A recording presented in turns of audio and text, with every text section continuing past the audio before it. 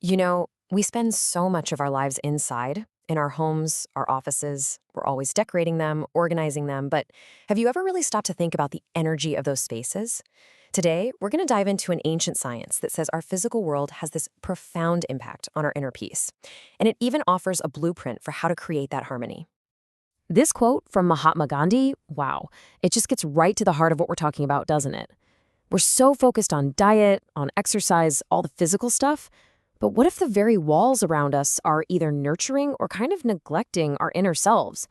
What if our homes could actually be a tool for getting to know our own soul? Well, the answer to that might just be in something called Vastu Shastra. It's this ancient Vedic science of architecture. And it's not just about making things look pretty. It's about aligning our physical space with the laws of nature to create an environment that's healthy, that's soothing, and that lets us hear that quiet inner voice.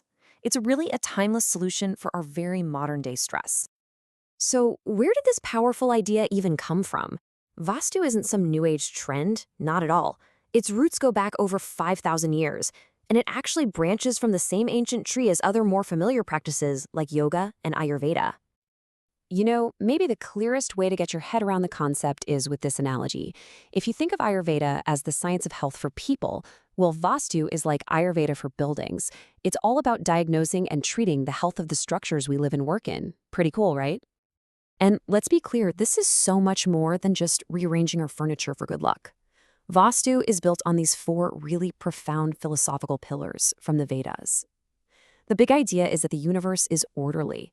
Everything in it is alive and vibrating with energy, and it's all completely interconnected. The most important part? Our homes are a piece of that universal system. Okay, so if our homes are part of this giant cosmic system, how in the world do we get them in tune with it? The master key is this absolutely fascinating spiritual and architectural tool called the Vastu Purusha Mandala. This thing is literally the blueprint for harmony. Which, of course, brings us to the big practical question. How do we take these grand cosmic ideas and actually apply them to, say, a studio apartment or an office cubicle? How do you do it? How do you create a harmonious space? Believe it or not, it all begins with a square. In Vedic thought, the square is the perfect form. It represents the absolute harmony and balance of the entire universe.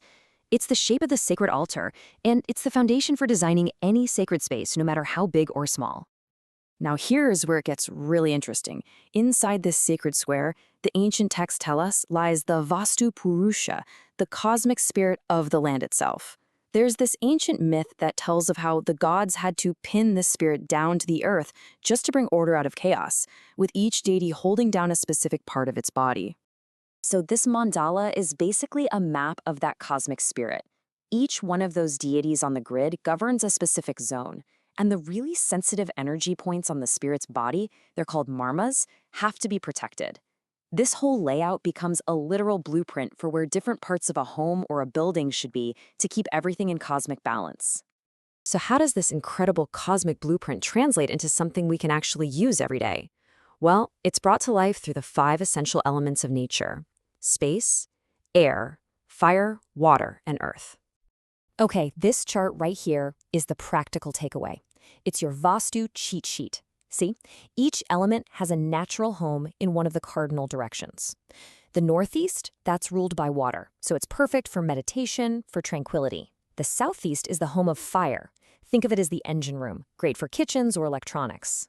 Then you have the southwest, which is earth. It provides stability, so it's ideal for the master bedroom or heavy furniture. The northwest is air, representing movement, great for guests or areas with a lot of activity. And right in the middle, that's space, the spiritual heart of the home. You want to keep that area open and totally uncluttered. But really, when you get down to it, this is way more than just some ancient architectural system. It's a way of looking at our environment as a complete extension of ourselves. It's about creating a space where our inner life can actually flourish. It's about building a home for the soul. The great poet Rabindranath Tagore just captured the ultimate goal of Vastu perfectly here. It's about realizing we're connected to the world around us, establishing our harmony with everything. When our living space reflects the order of the universe, it helps us find that same order inside ourselves.